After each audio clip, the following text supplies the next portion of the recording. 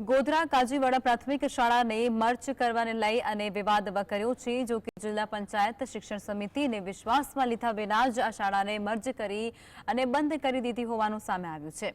જિલ્લા પ્રાથમિક શિક્ષણ અધિકારી ગાયત્રી પટેલના જણાવ્યા મુજબ વિદ્યાર્થીઓની સંખ્યા ઓછી અને શિક્ષકોનો સ્ટાફ ઓછો હોવાને કારણે આ ઠરાવ મુજબ તેમને કાર્યવાહી હાથ ધરવામાં આવી છે। અચાનક જ શાળા મર્જ કરી અને તેને બંધ કરી દેવામાં આવતાની સાથે જ વાલીઓમાં પણ ભારે રોષ જોવા મળી રહ્યો છે।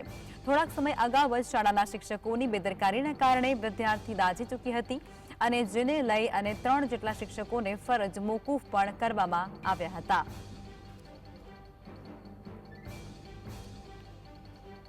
શિક્ષણ સમિતિને વિશ્વાસમાં લીધી નથી અને મર્જ કર્યા પછી અમારા જિલ્લા પ્રાથમિક શિક્ષણ અધિકારી બેનશ્રીએ મને મૌખિક રીતે જાણ કરી કે આ શાળાને આપણે બંધ કરવાનો હુકમ કરેલ છે।